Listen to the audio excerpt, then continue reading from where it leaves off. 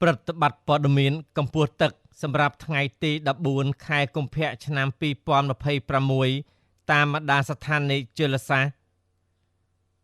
ទន្លេមេគង្គស្ទឹងត្រែងថ្ងៃនេះទឹកមានកម្ពស់2ម៉ែត្រ80សង់ទីម៉ែត្រទាបជាងថ្ងៃម្សិលមិញ4សង់ទីម៉ែត្រកម្រិតកម្ពស់ប្រុងប្រយ័ត្ន10ម៉ែត្រ70សង់ទីម៉ែត្រទន្លេមេគង្គក្រចេះថ្ងៃនេះទឹកមានកម្ពស់7ម៉ែត្រ80សង់ទីម៉ែត្រខ្ពស់ជាងថ្ងៃម្សិលមិញ2សង់ទីម៉ែត្រកម្រិតកម្ពស់ប្រុងប្រយ័ត្ន22ម៉ែត្រ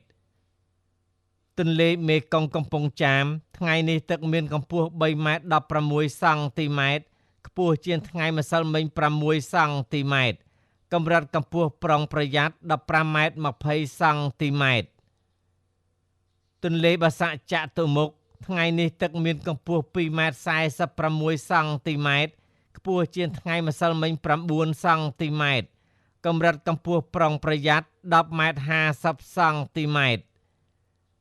ទន្លេមេគង្គអ្នកលឿងថ្ងៃនេះទឹកមានកម្ពស់2ម៉ែត្រ6សង់ទីម៉ែត្រខ្ពស់ជាងថ្ងៃម្សិលមិញ6សង់ទីម៉ែត្រកម្រិតកម្ពស់ប្រុងប្រយ័ត្ន7ម៉ែត្រ50សង់ទីម៉ែត្រទន្លេបាសាក់កោះខែលថ្ងៃនេះទឹកមានកម្ពស់2ម៉ែត្រ28សង់ទីម៉ែត្រខ្ពស់ជាងថ្ងៃម្សិលមិញ2សង់ទីម៉ែត្រកម្រិតកម្ពស់ប្រុងប្រយ័ត្ន7ម៉ែត្រ90សង់ទីម៉ែត្រទន្លេសាបព្រែកក្តាមថ្ងៃនេះទឹកមានកម្ពស់1ម៉ែត្រ76សង់ទីម៉ែត្រខ្ពស់ជាងថ្ងៃម្សិលមិញ2សង់ទីម៉ែត្រកម្រិតកម្ពស់ប្រុងប្រយ័ត្ន9ម៉ែត្រ50សង់ទីម៉ែត្របឹងទន្លេសាបកំពង់ហ្លួងថ្ងៃនេះទឹកមានកម្ពស់2ម៉ែត្រ26សង់ទីម៉ែត្រទាបជាងថ្ងៃម្សិលមិញ4សង់ទីម៉ែត្រ